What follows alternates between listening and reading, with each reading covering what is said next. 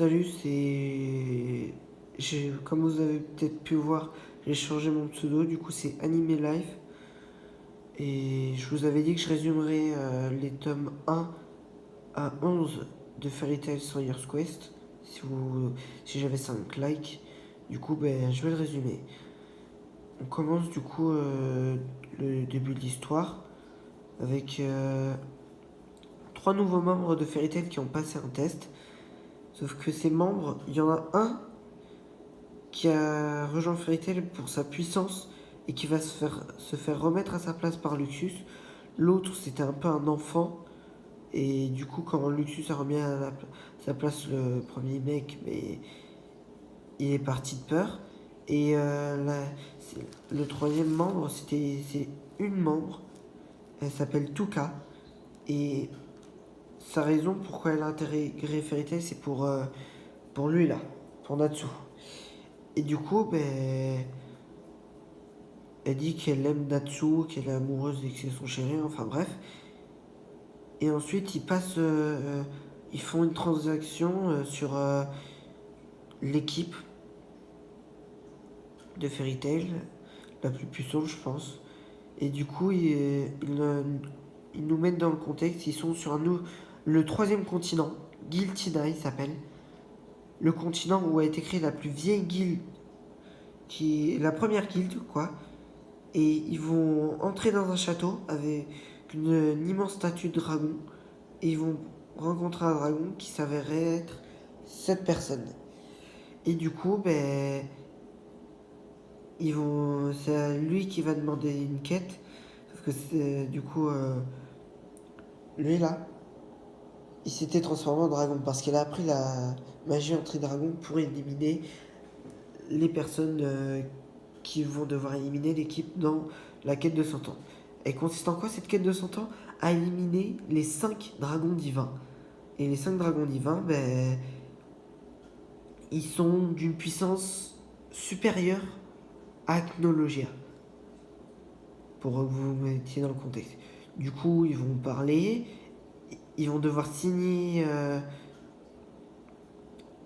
comme quoi ils n'auront pas le droit de parler de la quête aux autres personnes.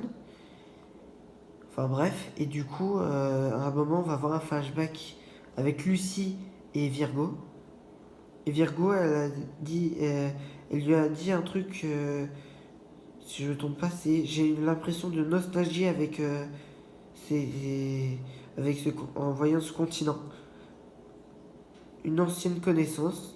Et après, le flashback se termine avec Lucy qui pense que c'est Aquarius. Enfin bref. Et du coup, ils se mettent en route de la ville où a été vu le dragon divin Sujin. C'est dragon divin de l'eau. Désolé pour ce bruit. C'est où on l'appelle plus couramment Merkphobia. Et cette ville,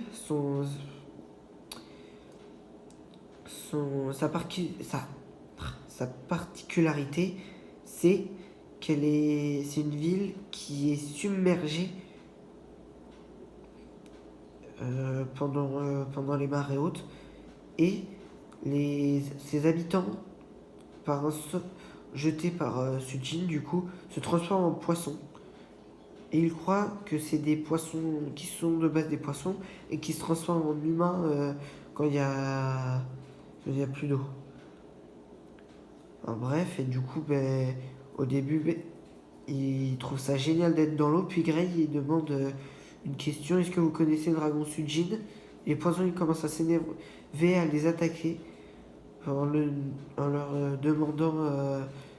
enfin, en leur disant, vous voulez encore... vous voulez comme la dernière personne qu'on a capturée, vous en voulez à Sujin. Et du coup, ils réussissent à s'enfuir. Ils discutent et Natsu déclare que tous ceux qui en voudront ou qui seront méchants avec ses amis, il jure de les terrasser ou de les empêcher d'embêter de nuire à ses amis. Et du coup, ensuite, ils décident, grâce à un sort de Wendy, ils peuvent se transformer en poisson. Bon, bien sûr, c'est juste un corps de poisson avec leur tête. Et ils arrivent à aller voir la personne qui s'est fait capturer. Puis un dragon d'eau apparaît, mais pas un vrai dragon, genre juste une créature marine qui la forme d'un dragon apparaît. Et sauf que et la personne qui s'est fait capturer, qui va s'appeler Kira, se libère et coupe le dragon en plein morceaux, en plusieurs morceaux, et dit c'est pas le vrai Sujin. Puis il y a son camarade qui se ramène en armure. Enfin, en fait, c'est des dragons de 5ème génération, si je me trompe pas. Et du coup, leur pouvoir, c'est. Ils ingèrent le pouvoir. Quand ils mangent un dragon, ils obtiennent son pouvoir. Du coup, s'ils mangent Merphobia ou Sujin, comme vous préférez, c'est le dragon divin de l'eau. S'ils le mangent, ils obtiendront le pouvoir de l'eau. Là, Kira, elle a le pouvoir de la lame. Et son ami, désolé, j'ai oublié comment il s'appelle. J'ai vu 2-3 fois, mais j'ai quand même oublié comment il s'appelle, désolé. Et son pouvoir, c'est le dragon de l'armure. Il est ultra résistant en fait. Genre, même Erza, elle n'arrive pas à le couper avec ses lames. Enfin bref. Et puis Sujin apparaît et ils se font rappeler par leur ami les deux ennemis qui voulaient tuer Sujin. Ils se font rappeler par un de leurs amis de leur même guilde, le guilde qui s'appelle Diabolos. Et on finit sur le plan de Sujin qui explique comment. Enfin, ce qui se passe dans le. Dans le. Attendez, désolé, j'ai un trou de mémoire. C'est elle, Kira. Attends. Sujin, c'est lui.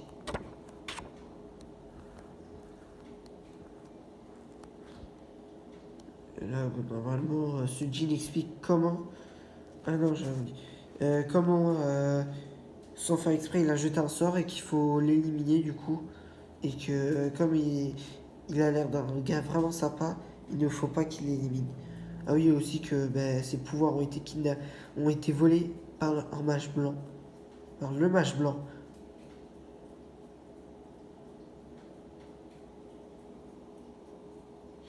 Et ce mage blanc, ben, vous verrez qui c'est plus tard.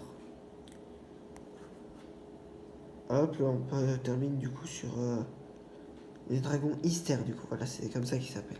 Ah mais non, j'avais oublié ça. Là, c'est une parenthèse. Ils sont sur le continent, pas le même.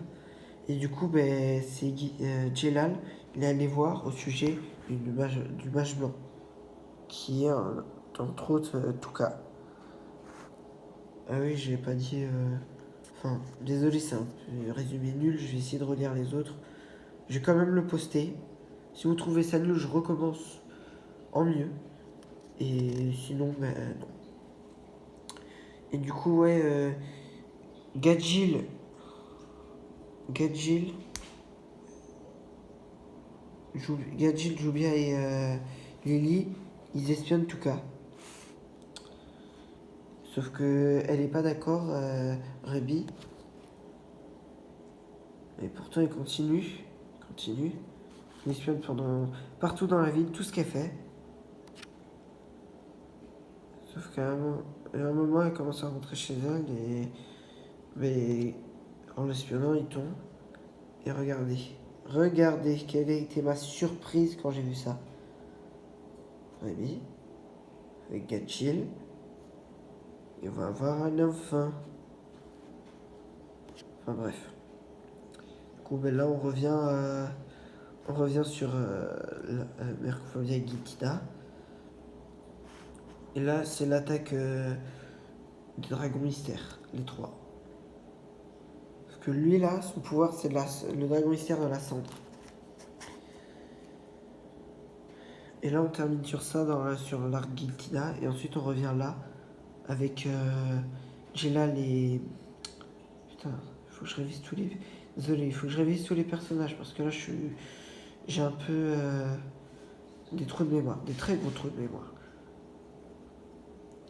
Et du coup, ben, ils disent, ils me demandent qui c'est. Et oui, c'est tout cas dommagement. J'espère que ça vous aura plu. Dites-moi si c'est trop long, si vous avez la flemme de regarder 10 minutes. Sinon, ben, en vrai, c'est à peu près résumé complètement. Il y a des trucs que j'aurais dû placer au bon endroit. La prochaine fois, je vous montrerai les pages. Bref, salut à tous, c'était Anime Life et à bientôt.